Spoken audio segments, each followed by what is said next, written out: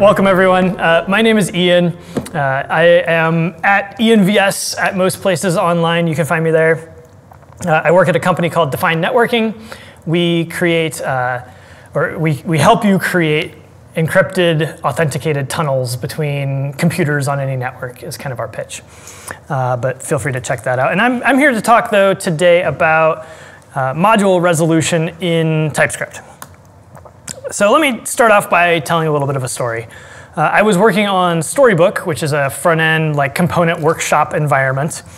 It's a TypeScript project, and it's compiled with a tool called TSUp, which uses ESBuild under the hood. I wanted to re-export some code from one place in the monorepo to another place, and it was working great. It would build, it ran, everything seemed fine. But TypeScript was yelling at me about not finding a module. And so I was getting an error like this. And maybe one or two of you have seen something like this before, where TypeScript is just not able to find the file that you want. And I wanted to know why that was happening when everything was running, right? So obviously things were OK. And then find out if there was something I could do to configure TypeScript to not yell at me. And so that's kind of where we're going to go today. Sort of in detail what we're going to talk about. First, we'll talk about what module resolution is and the TypeScript options that affect it. You'll notice my slides are not very fancy today. I like to have nicer slides. I spent a lot of time though instead working on some examples, and we'll step through those. It was a great way for me to sort of play around with things and see how TypeScript behaved in various circumstances. And I think we'll learn a lot from going through those. So that's what we'll see. And then we'll sort of come back to these slides and talk about the future of TypeScript. There's some changes coming that will hopefully sort of make problems like I was experiencing in Storybook a thing of the past. So diving into module resolution. We'll sort of take this step at a time. What's a module, right? So a module in this case is just a chunk of code that can be imported by another module. There's different flavors of modules in JavaScript. Some common ones are CommonJS, which was made popular by Node, ECMAScript modules, or ESM, and there's a handful of others as well. So there's different kinds of modules. We're going to be talking about TypeScript modules, and most of the time when you write in TypeScript, you're going to be writing modules, and they use import and export as the way to sort of share and import code from other modules. It's very similar to ESM. But it can emit or generate other kinds of modules, right? So you take your TypeScript and you turn it into either ESM or CJS or UMD or whatever the module system is that you want to run, and there's a module option that controls that. One other thing to cover is TypeScript, when we're talking about module resolution, has sort of two main classes of imports. The first one is a relative import, which is anything starting with a // or just a slash. I would normally call just a slash an absolute import. TypeScript doesn't really make a distinction between the just single slash. I guess you can think of it as relative to your file system root, right? So it's still kind of a relative import for our purposes here. And then there's non-relative. Big surprise, it's everything else. It just means if you don't have one of those // whatever. You can also, here's an example with a little tilde thing. You can set up aliases in TypeScript. We'll talk a little bit about that and why you might want to do that. But that's also considered a non-relative import. All right, so module resolution. We're finally getting to a little bit of the meat here. If you have this kind of an import statement, TypeScript needs to find module A, right? It needs to know what that is. But why does TypeScript need to know what module A is? TypeScript needs to know what module A is to know the types, right? That's the important thing here. Is it's all about what type should foo be in this case, so it knows whether the rest of your program you're writing in that file is correct. All right, this doesn't have anything to do about the runtime or bundling. TypeScript doesn't actually bundle by itself, right? It only takes one file and creates another file out of it. It doesn't smash files together. It doesn't do any of the runtime importing. That's left up to either your bundler or your runtime. So this is something important to keep in mind. We're really talking just about types here. So back to my story, this is why I had the error in Storybook, is I had configured TypeScript one way, and I was using a bundler that had different features, and they didn't match up. And so that's why I was using features from a newer version of Node.js, and I didn't tell Storybook about that, or TypeScript about it. So what are some of those options that we can control? The main one is going to be module resolution. There's three options that you can use today: classic, node, and node 16/node next. They're the same thing for now, and we'll talk about that in a little bit. But there are more module resolution modes on the way. There's also an option called base URL, and that's a way to tell TypeScript that, hey, once you've compiled all of your files, you can sort of reference them relative to this base URL. So I think I haven't really used it too much, or ever really, but UMD, I think, sort of puts all of your files in one specific spot. Supposedly this is useful for that. It can also be used with the paths option, which allow you to remap exports relative to that base URL. So instead of your imports being .. //utils foo, you can just say a little squiggly thing, utils foo, or whatever it is you want to set up. And so it's a way to sort of simplify some of your imports. And then lastly, there's module suffixes.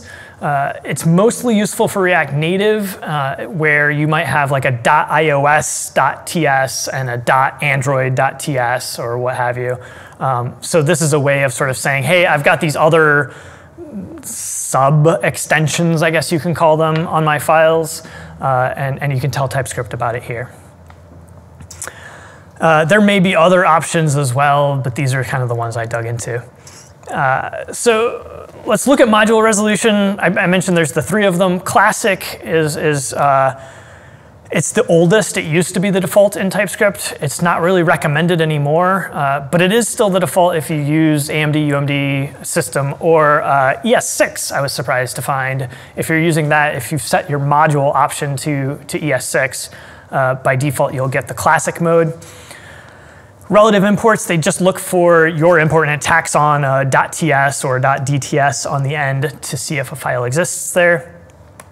Non-relative is a little bit different. It will start in the folder of the importing file, look for one of those files. If it doesn't find it, it'll step up to the parent, and it'll walk up the file system directory, or file system tree until it gets to the root.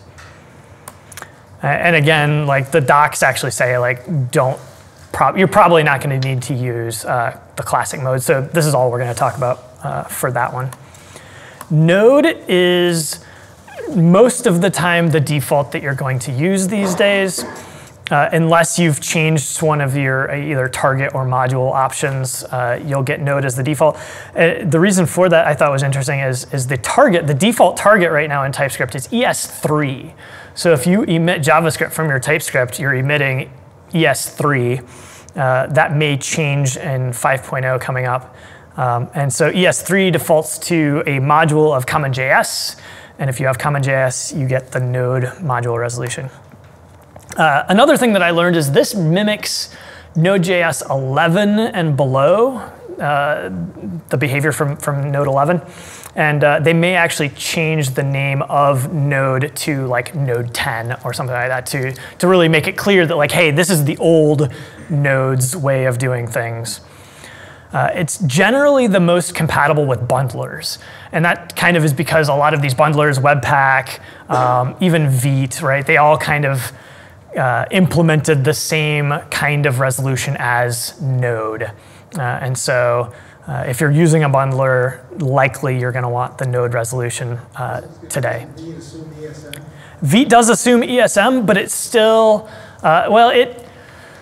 yes, you write your files in ESM, and it uses it sends them to the browser in ESM, and it'll even take any of your dependencies and sort of convert those into ESM.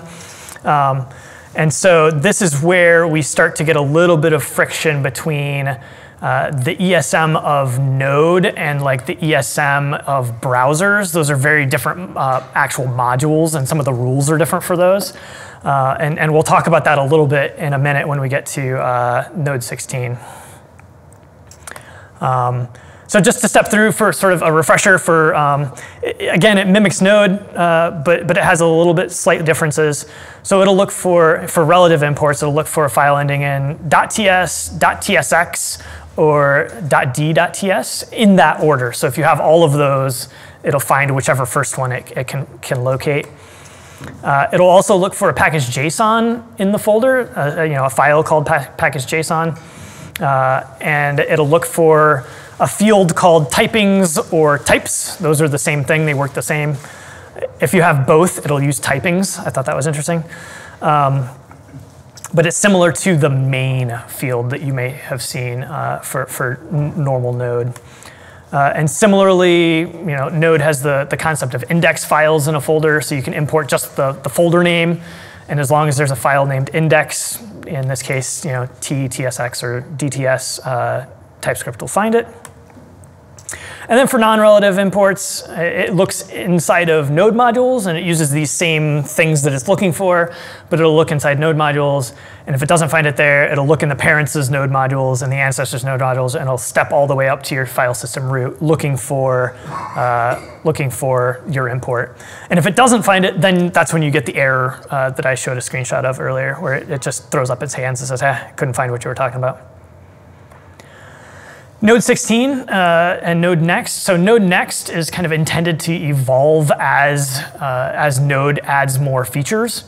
So if you really want to live on the cutting edge, you can use Node Next, and it may change out from under you as you upgrade TypeScript versions.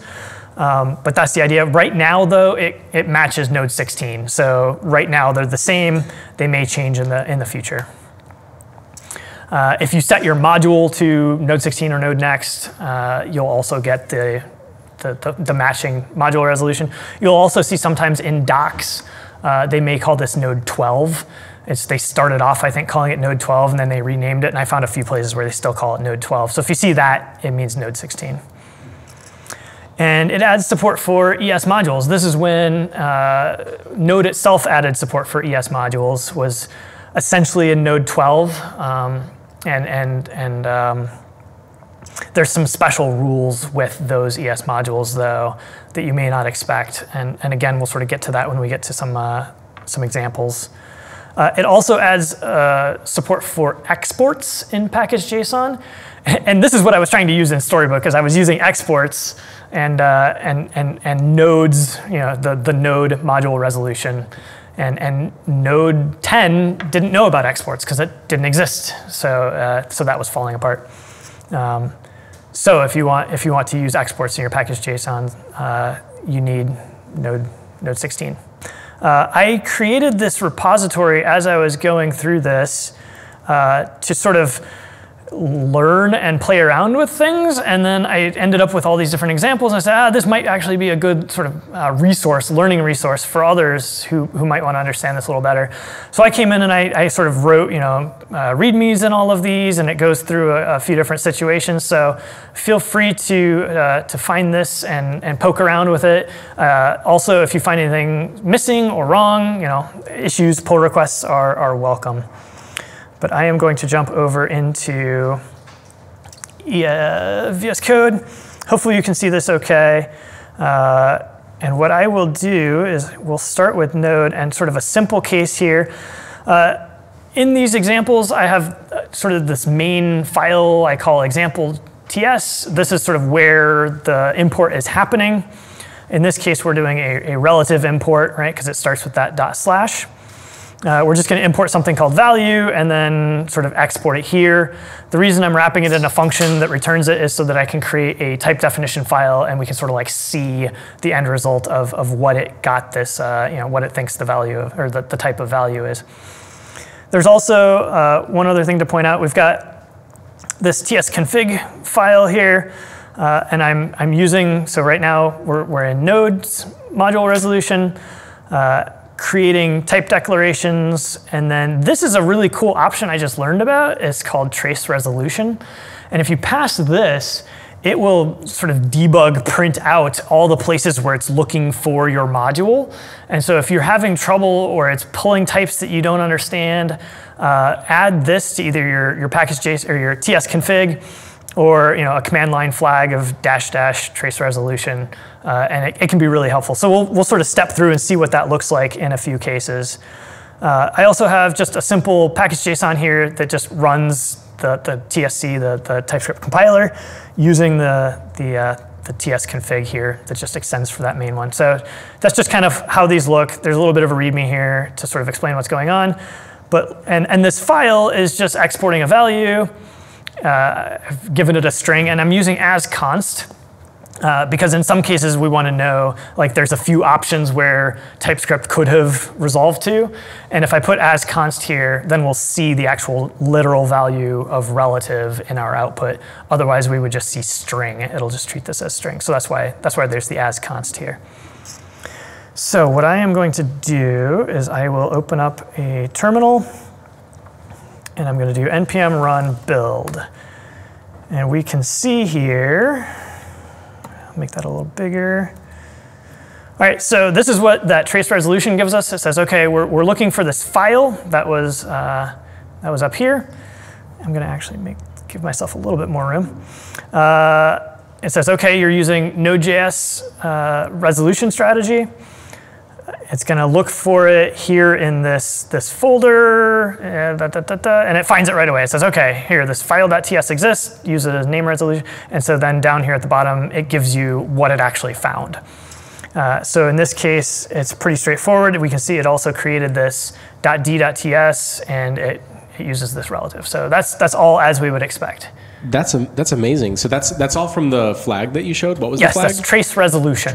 And so that, could you like turn it off? And I guess if you turn it off, it would have nothing. Yes, there. It would have nothing, exactly. So wow. I can show you if I just comment this out. If I run this again, boom. And then it just, it created these files, and it would have errored if there was errors. Yeah, so we'll see some more complicated examples of what this trace resolution can give us. Let me make sure to turn that back on. All right. And then it also created a type definition file for this file. So that's a pretty simple basic case just to get our feet wet. Non-relative, this is similar as well. In this case, we're just importing from a package. We've got a node modules here that has this file. It's called file.d.ts. So it should locate it there, right? Because it knows to look in that node modules. And then I've also shown an import from TypeScript, which isn't in this local node modules. It's the project TypeScript that's in this this repo itself, all the way at the sort of the top level here, and it should show sort of walking up the chain to find that. So if I change to this directory, clear npm run build, let's see what that looks like. So there's a little bit more here going on, right? So first it resolves that package file, that first one. We can see, OK, it's looking in node modules because it knows that it's non-relative. It didn't find a package JSON. It didn't find this. It didn't find that. It did find the .d.ts. So it just uses that, and it tells us that's what it found. It says file exist. Yeah, maybe there was more than one code. I'll take whatever I can get. This is fantastic. Yeah, for sure. And then we see the next one here. It's resolving TypeScript. And then this one, it doesn't find it right away. It also looks for the special @types. We'll talk about that at the end as well. And then it's starting to walk up the chain here. So it says, OK, it's not finding it in this folder. Let's look in the parent folder. Let's look in its parent. And then eventually it finds a package JSON. It does not have, and then it looks for a few things in the package JSON, right? And it's looking for something called TypeScript TS. No, it didn't find any of that. But the package JSON does have typings. I talked about either types or typings. So it does have that. It references this file, it checks the file does exist, and that's what it returns to us. So this is what TypeScript is doing under the hood when you just import from like something in your node modules. I didn't know about this months ago. Wanted to know about it months ago, huh? Yeah, I wish I would have too. It comes in handy. And so we'll see here, this is what it generated, right? So it found that file.ts, that's this, right? So it did find it. And then here's the TypeScript. It was a namespace, so it treats it a little bit weird, but it found it and it pulled it in, and everything's cool. Moving on to this guy. Here I've got two packages in a node modules. One of them specifies a types. That one's kind of boring, and we just saw that already, so I'm going to kind of skip that one. This one, I was curious, what happens if your package in your node modules only specifies a main, but you have a type definition, right? So I didn't know what was going to happen. So that's this example 2. It's importing from this package only main. How many, show of hands, how many people think that it will find the right file, this file.d.ts, even though there's no package.json types field? We got one person? All right, let's see what happens. npm run build, build 2. Nope, I'm in the wrong folder. 2. All right. Haha, it found it. And it didn't find this DTS, it actually found the .ts. So remember I said that there was a sort of a hierarchy, an order that it goes through. It'll prefer a .ts over a .dts. And so this one's kind of fun, the way that it does this. You can see it kind of goes through a lot. Again, it sort of looks for, it finds the package JSON, it doesn't have a typings, it doesn't have a type, but it does have a main. So it does look for that as well. It sees, okay, the file that it references exists, but it has an unsupported extension. It's .js, so it says, so I'm not going to use that. But it does sort of like use that as a base to now look for .js.ts or .js.tsx, right? So it's just adding those extensions onto .ts. If you, I don't remember the call, but if you use the option in the type thing to include JS files, what order does it look at? JS first or TS we'll first? get there, actually. Okay. Yeah, I've got an example of using JS as well. But you can kind of tell from this, like if, well, yeah, we'll get there. All right, so this part I thought was kind of interesting. It says, okay, this file has a JS extension stripping it, right? And so then it's going to start its process over. It takes off the .js, and oh, like that file does exist. And so it uses that and it returns that, and that's why we end up with the .ts here at the end.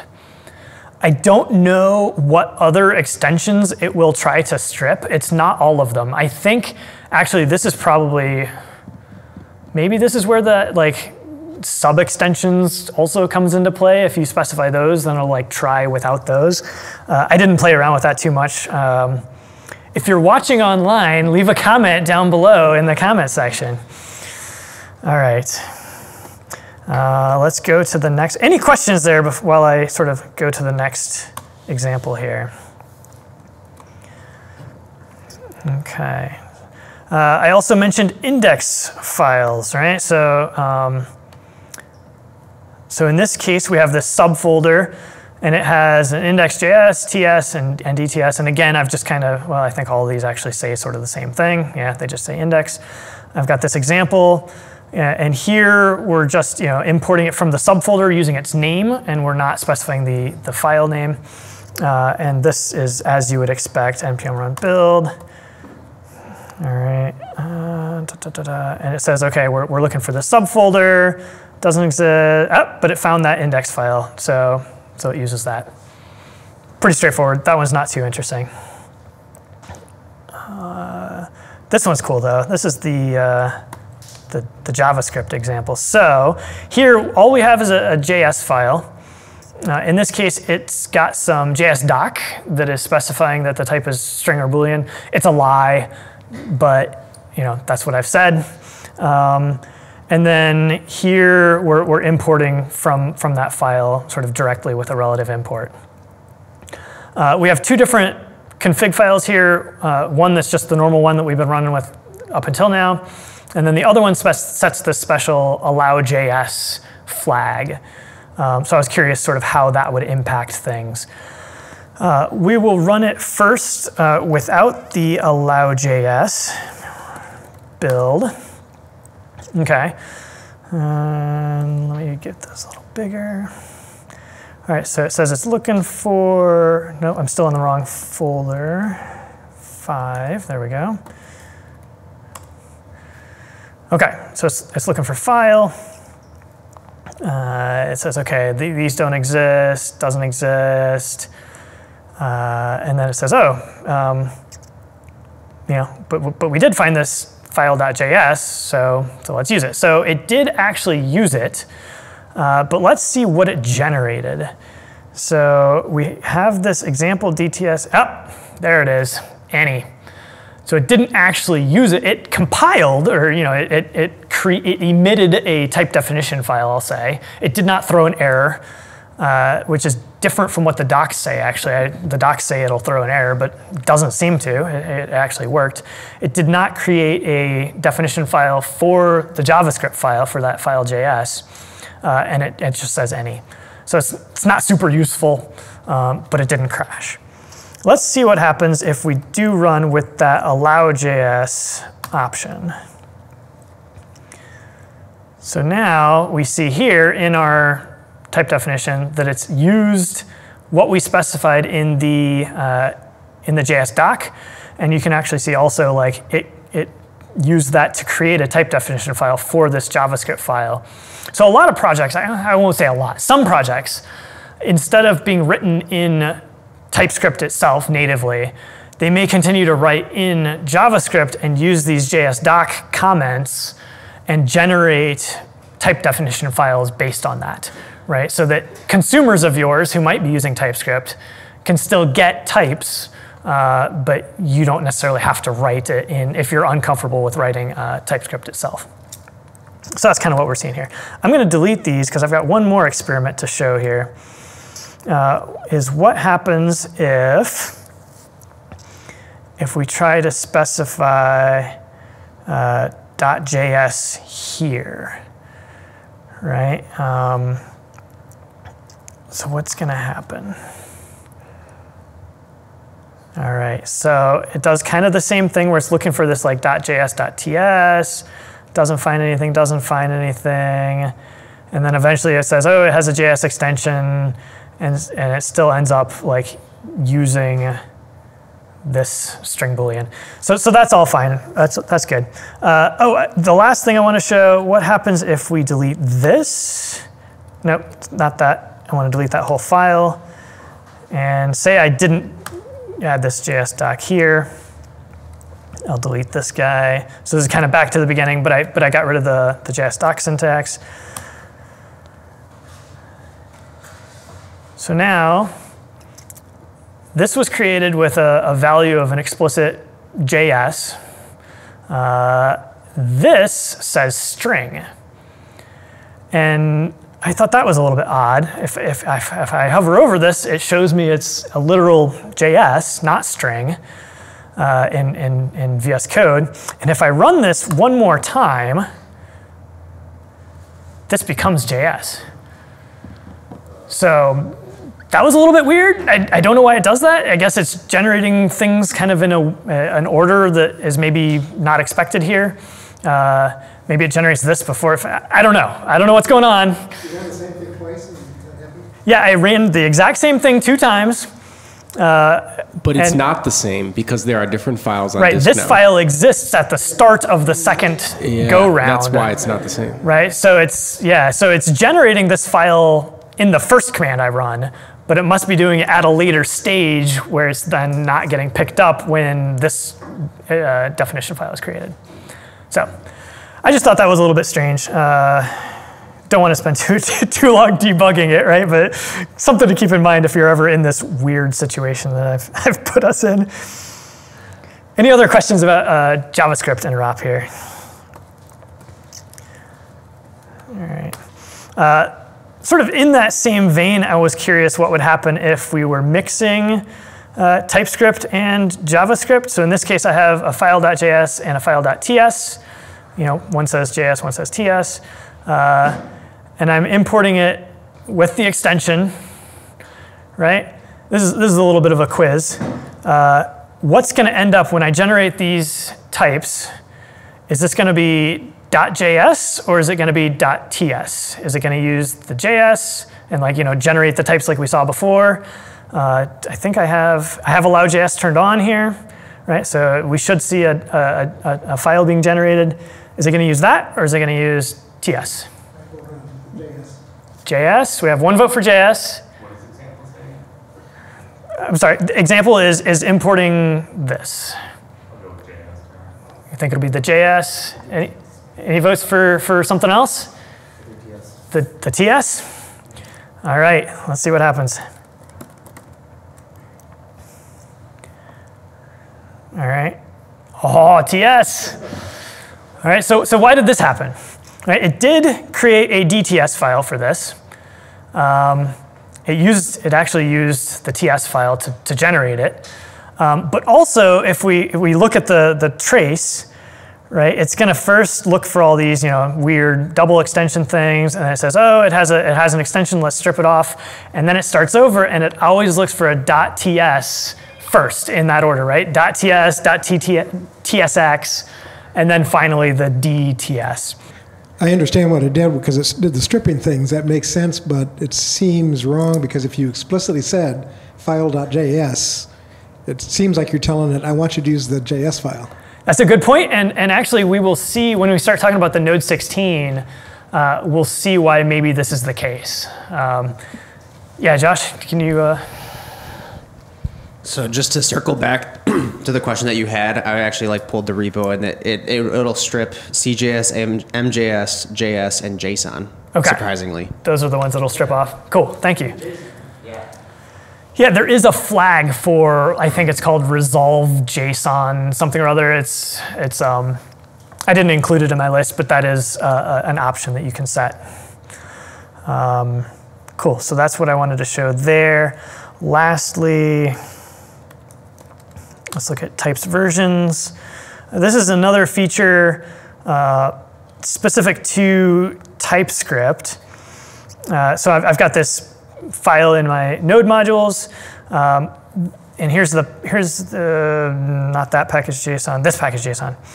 So if you're writing a library and you want it to be useful to consumers that may have multiple different versions of TypeScript, right? Some people will be on the latest, some people will be on an old version, and you want to send them the best type definitions you can for the version that they're using. That's where TypesVersions can come in. It's an object. The first set of keys here is the versions that you're sort of specifying. It's usually a good practice to specify the types as well as like a fallback. This feature was only added, I think, in 3.1, so anything older than that will need just the regular types. But you could have different versions here to sort of map, okay, if I see a request for anything, .ts, I'm going to map it to, that same thing. It's kind of like a regex, right? It's going to keep whatever the name of the file is and just change it to add this .v4. So in this case, you see I've got this .v4 that's exporting this, this string here, and a regular one, this regular DTS. One other thing to point out about this feature is it's also a way that you can use to sort of mimic what the exports field does in package.json. And I'll talk about what that is in a little bit, but you might say, for all versions of Storybook, I can put a star here. If you try to import index.d.ts, I actually want that to go to types/ index.d. So you can say anytime you try to import from this one spot, the file actually lives somewhere else, and you can do that with TypesVersions as well. I'm going to undo all of this, and then do a quick demonstration. So here we're importing from package. There we can see, first we'll take a look. Here's the file that it generated, and it uses that v4. I'm using 4.9 in this example. So it met that condition, and it pulled in the v4. I don't think there's anything too terribly interesting in here. It just basically says, yeah, so here's it found the TypesVersions, matches my compiler. It says what compiler I'm using, and then it kind of like goes through and does the replacements and tells you, found the thing we would expect. Any questions about that? That's the last node example that I have here. So if you were doing that, you would create multiple type files, .d.ts, for different versions of Node, and then for different versions of TypeScript. Yeah. TypeScript. Mm-hmm. Yeah. How you do that, I'm not sure. I've not actually tried to generate that. There's probably tools out there to. One other question: when do you need to use the types field in the config? You're talking about this types up here? Yeah. When do you need to use that? So that is what. If you're importing from this package using TypeScript, it's analogous to the main. So with main, Node says, okay, if you're just importing from package, right? You haven't specified any kind of path. What's the entry point to this package? And in Node, it's called main, and in TypeScript, it's called types. And we've seen, like, as long as your file matches the same file name and just changes to .d.ts, you could leave this off. Like we showed that in one of the earlier examples. But it's usually good practice to specify where that is. It's to TypeScript what main is to Node. That's exactly it. Yes, yes. Precisely. Any other questions? Yeah, I have a question. I'm not sure if it belongs here or not. Sure. This happened just recently, which is why it has to do with this. So I've got a Vite project, and it automatically created the @ sign as the alias. And so I had a file that @ and did a load from the main source directory. And then I did another one very similar, and it said it couldn't find it. And I have a extension in VS Code where you can start typing the file and it'll figure out what you ought to put in your from. And I did that, and it did ... and it found it then. Yeah, I would have to say it's probably the way that the paths configuration is set up in the TS config. Without looking at it, right? It's hard to say. Yeah, that's right. I don't have it here. So. But I would say now, knowing that there's the trace resolution, right? You could pass that. That's why I said I needed that. Yeah, then you can see kind of where it's looking and maybe see why it's not finding it for sure. So Node 16, like I said, it adds a few other rules. So I'd encourage you to sort of learn about this. I've got these readmes. At a high level, though, you can no longer use extensionless specifiers.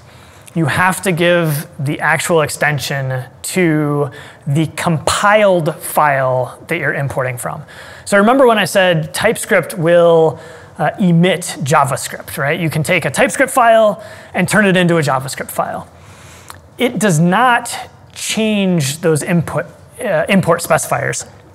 So if I import from foo.ts, that's what's ending up in my runtime code, right? And then Node's going to choke on it because it doesn't know how to process a .ts file, right? It's going to see invalid syntax.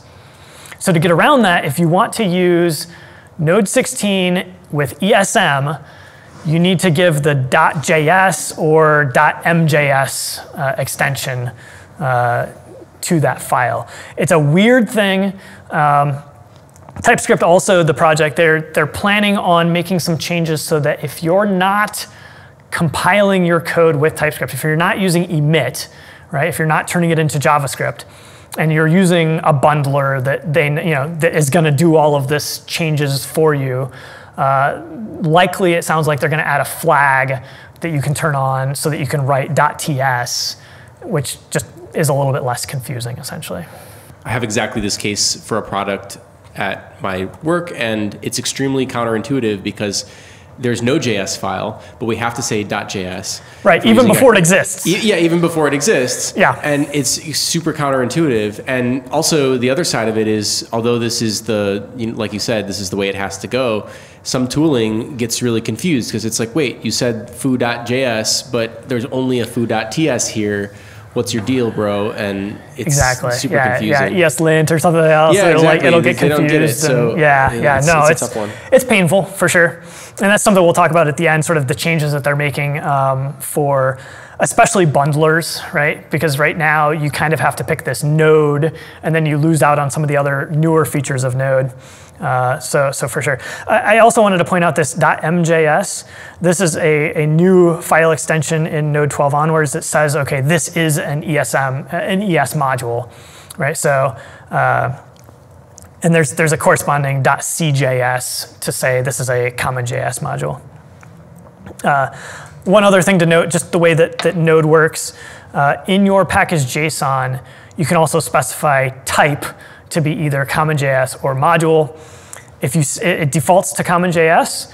If you say type module, then whenever it sees a .js, it will treat it as an ES module. So that's something to keep in mind. Another change for resolving in the newer Node is that there's no special handling sort of for that like index.js. And that makes sense. If you're having to specify the file and the extension, you can't just give it a folder name instead and have it resolve to the right thing. So if you're using ESM, right, with Node 12 through 16 or 18 or what, going forward, no more index files. All right. So we've got some quick examples here. The first, so this package JSON has a few scripts, but it does not set type module. So this here, that ends in .ts, is a common JS module. We're importing from target. There's two target files here. There's a .ts and a .mts. So similar to JavaScript using the M and the C, like TypeScript does the same thing. So if I add the MTS, that's an explicit ES module. And we can say that one says target ESM, and this one says target CJS. So I would expect if I run this, right, it should return me the CommonJS version, right? This file is CommonJS. That's another thing to sort of keep in mind is, well, I'll get to that in a minute. I don't want to get ahead of myself. So if I run npm run build CJS, and I make this go away, I'll get this a little bigger. It prints out a lot of spam. They're supposedly changing that a little bit, but it's doing, so it's looking for target. It's using node next because I told it in my, I didn't show it, but I've set that module resolution flag to node next. It's saying, okay, we're resolving in CJS mode with conditions. I'll talk about conditions in just a little bit. And then it says, okay, I'm looking for it. It finds this target.ts, and it was successful. So if I open up this and look here, sure enough, target CJS. It did what we expected.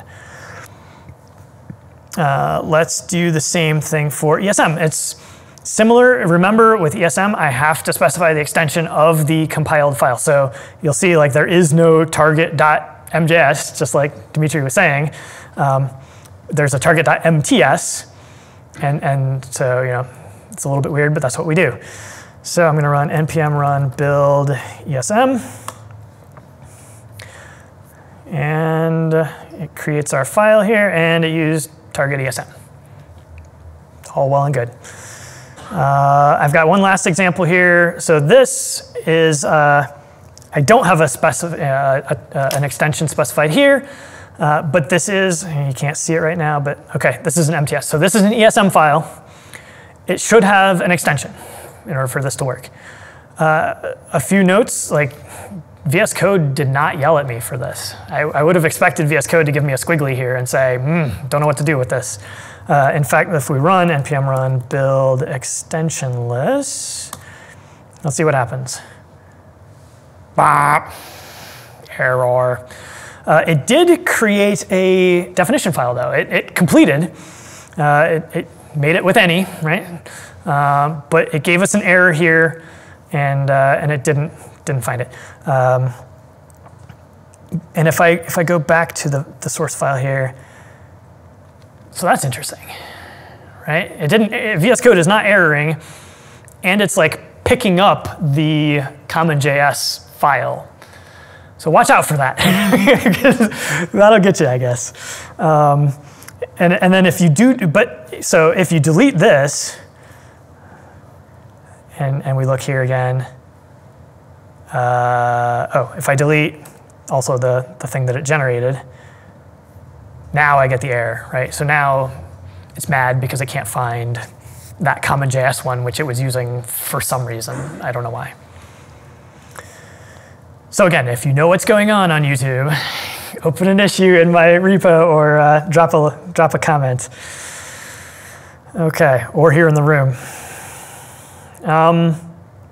Right, any questions about relative imports and sort of the differences in Node 16? All right, lastly, or well, not lastly, but yeah, I know this is going a little late. Hopefully this is interesting. I've got this export map example. Here is where I was getting stuck with my storybook. So this is this new field that is added in Node 12 and above called exports. It does a few things. It kind of takes over from main, so it's a way to specify your entry points into your module.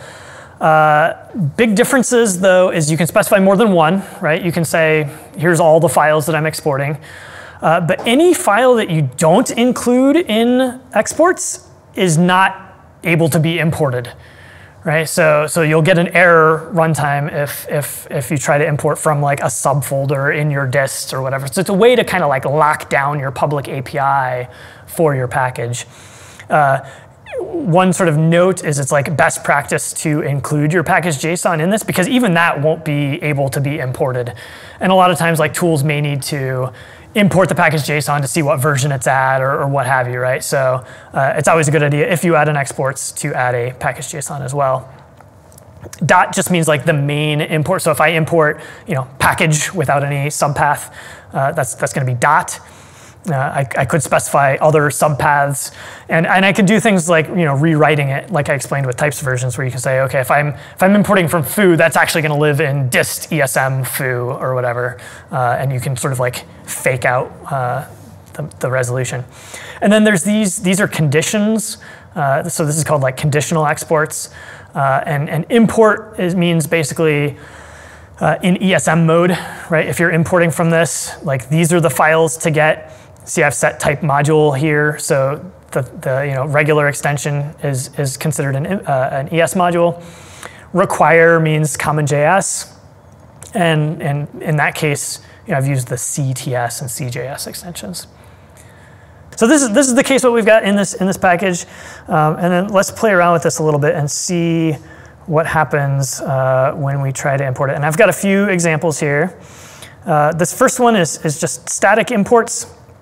Here I've got, again, I haven't set a type, so it defaults to common.js, but I'm using explicit extensions, CTS and MTS. So this is a common.js, this is a ESM. It's actually, you can tell, like the file is exactly the same. The only difference in here is the extension of the file, which tells TypeScript like which mode it should be working in. And then these are kind of the same options that we had seen before. So if I'm in here, let me go to example 1, and I will run npm run build, I hope. Yep. So it's created new definition files. CTS is pulling, I didn't show it, but believe me, this is the CGS version, and then this is the ESM version. And I won't like go through all the trace, but you can see like exactly how it figured those out. So that kind of makes sense, right? It's done the right thing here. I thought I found a TypeScript bug when I was first going through this because I was using a dynamic import. And so in this case, these are the same. There's just some spacing differences here. there we go. It's the same content. I named one CTS, one MTS. So I was like, okay, so if I'm in CommonJS mode, I was expecting it to use the require condition and give me the CJS back. But let's see what actually happens. Example 2. I don't want caps locks. All right.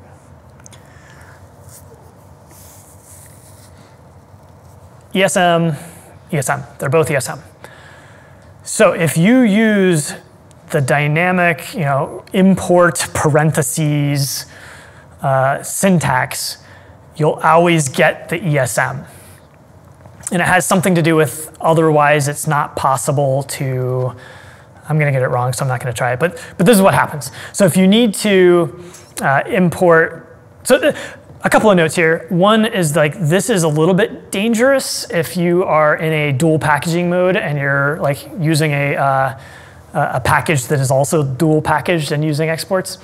There's in the node docs, it goes into a pretty good depth on something it calls the dual package hazard, which is where if you're not really careful, you can end up with a file that's actually importing like both the CJS and the CommonJS version. And if they're singletons, like you'll have two different things going on and not expect it, right? So that's why I bring this up. It's something to be aware of.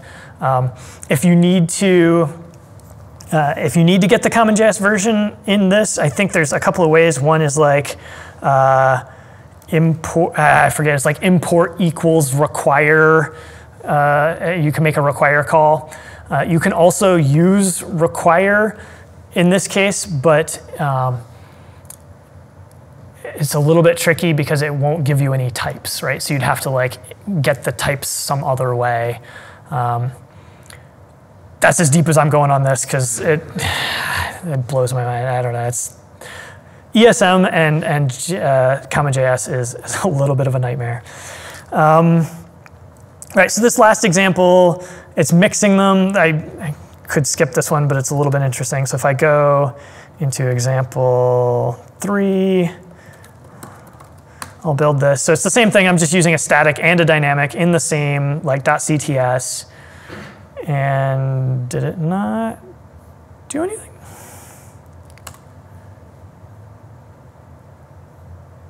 Oh, there it is. It made it. Right. So it's it's showing that even in the same file, if you have a .cts, the dynamic one is ESM and the other is CJS. This was one of the other strange things with TypeScript is that. Or not with TypeScript, sorry, with VS Code. So I just showed anytime you do a dynamic import, it's ESM. It's going to grab the ESM, but VS Code grabs the CommonJS.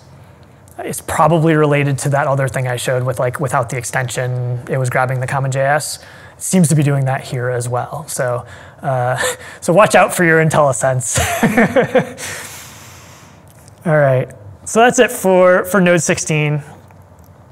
There's one other topic I want to cover if we have a few more minutes. So there's one other piece to TypeScript module resolution that gets a little bit more complicated, and that's ambient modules.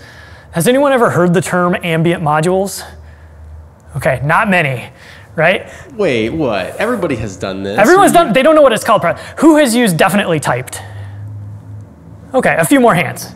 Right? So definitely typed are ambient modules. And it's essentially what it means is you want to add type definitions to a project that was not written in TypeScript. Right? There are no types in a project, but you still want to import and use it, and you want hopefully to have like good type safety. There's two main ways you can do that. The most common is with definitely typed. If you've ever imported a package that starts with @types, that's definitely typed. And TypeScript has special handling for this folder called @types in your node modules. So in this case, I've got this node modules. I've got a JS package. You see, like this has no TypeScript in JS package, but there's this index file that says, okay, for JS package, like it's going to export this value. And so if I go here, all right, npm run build. All right, so so it says, okay, here, at type, blah, blah, blah. It found the at types and it's using it essentially. So if I go back to this that it generated, sure enough, it generated that, J package, whatever. So this is one way that it's another form of module resolution.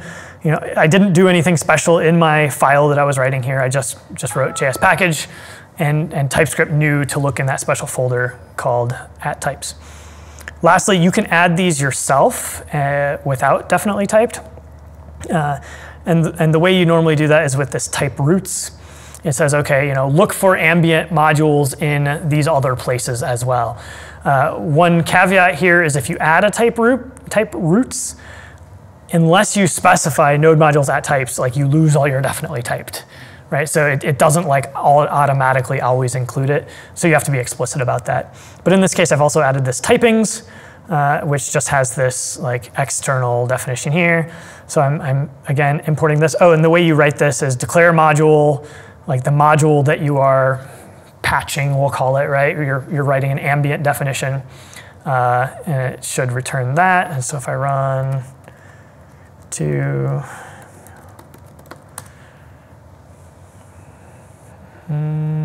example DTS, sure enough, there it is.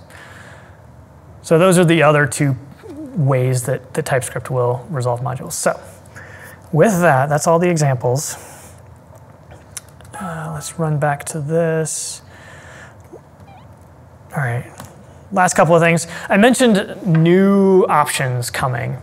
So Andrew Branch from the TypeScript team has been doing a lot of work to improve the situation for runtimes that aren't Node, essentially, right? So if you're using a bundler, if you're writing ESM directly for a browser, right? Like if you're just hand authoring browser code that's using ESM, like right now there's not really a great way to do that and match up TypeScript's resolution options. So there's two new ones that'll likely be added. I've sort of linked to the PRs here.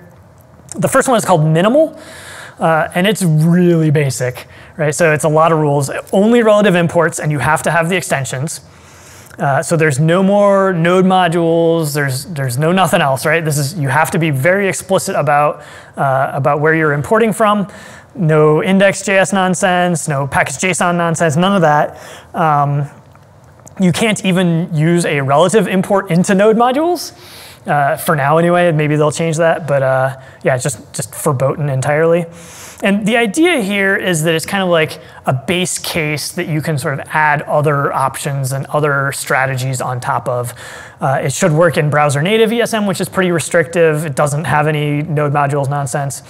And they're kind of wanting this to be the common denominator between all the different runtimes, Deno, Node, browsers, bundlers, all of that. And then the other one is hybrid. The name may change. Andrew put out a call for ideas for what to call this. I think the most upvoted name was Bundler McBundlyface. So maybe that'll be the name, I don't know. But this is mostly, like I said, for bundlers. It'll have some customizability for settings, like whether or not to allow package.json exports, like I showed. There's also an imports that you can put in your package.json. It's a little bit similar. So like depending on what your bundler supports, you could sort of toggle these on and off. For example, Browserify and Parcel right now do not support that exports map that I showed earlier. Most others do. And then also I mentioned sort of like importing JS instead of TS. This is where they'll add a setting.